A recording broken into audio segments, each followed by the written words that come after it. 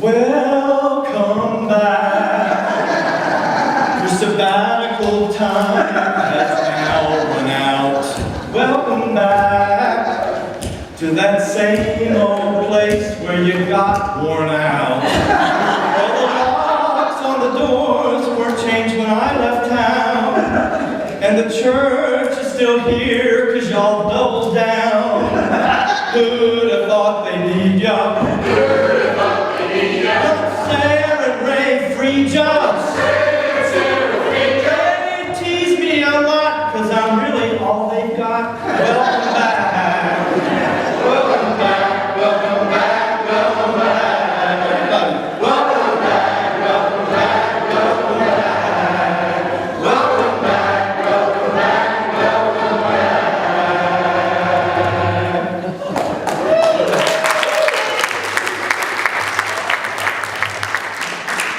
Well, you know, I really just couldn't resist that. It's good to be singing from this pulpit again. And I know that was a really bad rendition of messing up the words to the theme song for the 1970s hit TV sitcom Welcome Back, Kotter, which most of us are old enough to have remembered before the reruns. Perhaps a few of you younger folk have seen it. It's back on. It's back on. Things never seem to totally leave us. Well, John Sebastian wrote that theme song over 35 years ago. Hard to believe, or at least the original version that I played with. And I don't know about you, but I watched this schoolroom drama regularly as a teenager, with its crazy cast of characters every week of its 5 glorious seasons. Yes, from the reserved and eminently patient Mr. Kotter to the nasally memorable Arnold Horshack, they made me laugh again and again and again, and they made going back to school every fall just a little bit easier. Now, for those of you who haven't seen the show, the basic plot of the story was about a former student of the high school in a rough inner city school who comes back as an adult to teach in that very same school. And for some reason, this theme song kept echoing in my head as I anticipated returning to the pulpit once again after our 3-month sabbatical. I have missed you during our summer absence from one another, and I am grateful for this day in which you and I can welcome one another back. But what are we welcoming one another back to?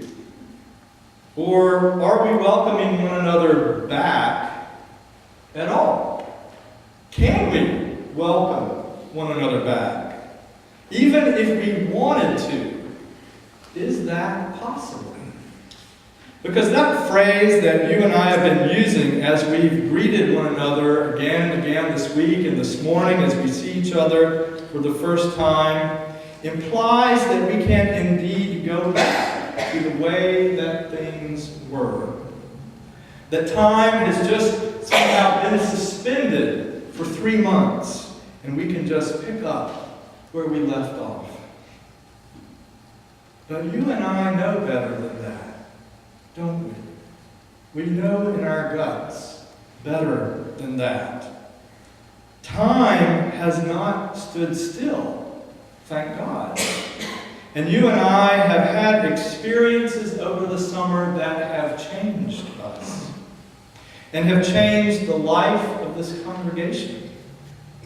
I can now get into a yoga, down dog, or pigeon pose. And most of the time, I can get out of it. I have learned, or am learning, would be a better way to put it, to sit quietly and still as I witness the barrage of thoughts and feelings that longtime meditators call monkey mind. I have stood with Greg under the beam in Chicago and built a fence and put in a garden with him. And I'm happy to report that we still love each other. Though there were moments.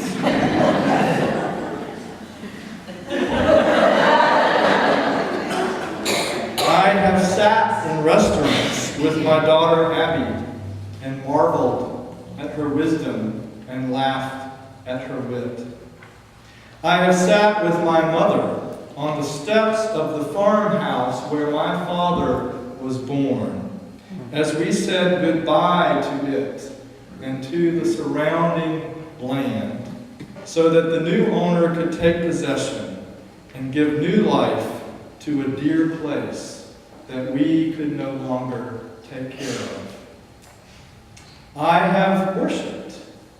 I have worshipped with our friends at Brownson Memorial Presbyterian Church and at Umstead Park United Church of Christ and at Temple Beth Shalom, and meditated with Buddhist friends that gather weekly in our neighborhood. And I've read books. I've read books like Without Buddha, I Could Not Be a Christian, and The Rebirthing of God, and A Place at the Table. And I have sat with my spiritual director every couple weeks through the summer to notice how all these experiences were changing me. And you? What about you? How have the experiences of the summer changed you? I know that some of you have faced challenges that you were not expecting to face.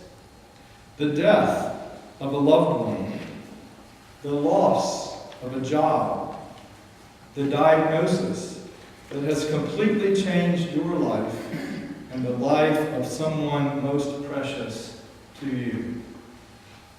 The exciting and scary new awareness that you've had that threatens to reorient your whole life. I know that you have also experienced joys upon joys, sitting on your deck with a cup of coffee on some of the unusually cool mornings that we have been fortunate to have this summer as the sun rises. Harvesting over 100 pounds of fresh vegetables from this church's garden to share with those in our county whose financial situation made it hard to afford fresh, healthy produce. Or making meals from manna to share with those who are hungry. Some of you have been surprised by unexpected visits with family and friends, and celebrated weddings and births, and the grace of feeling like yourself once again. And the church now has the happy feet of children bouncing around once again our facility on weekday mornings as we have welcomed a new preschool since I was last here. A lot has changed, and that is part of the inevitable flow of life.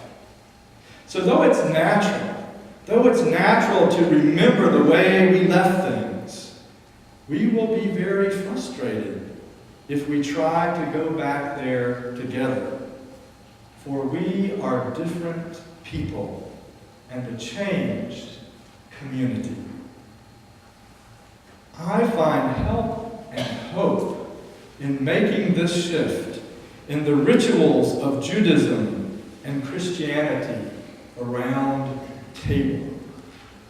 In the Jewish tradition, the annual Passover meal celebrating the liberating power of God in our lives is rooted in the story that Dave read, the story of Israel's freedom from slavery to the Egyptians.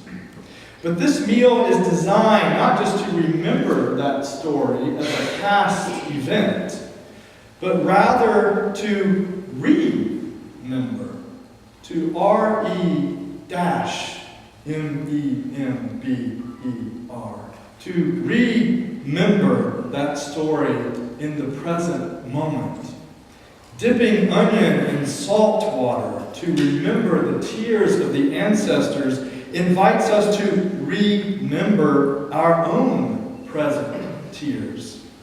And drinking from the 4 cups of wine to remember the joy of freed slaves invites us to remember our own present joys.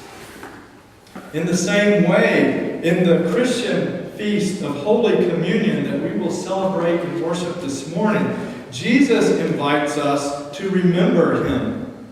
Not just to remember the story of his life-giving presence in the Jewish and Gentile communities of first century Palestine. This meal is more than that. In it, Jesus invites us to remember him in the present. To reconstruct his life, if you will, in our own lives and in the life of this spiritual community. When we come to this table together, our host, Jesus, does not merely welcome us back as the people we were when we last ate and drank here together.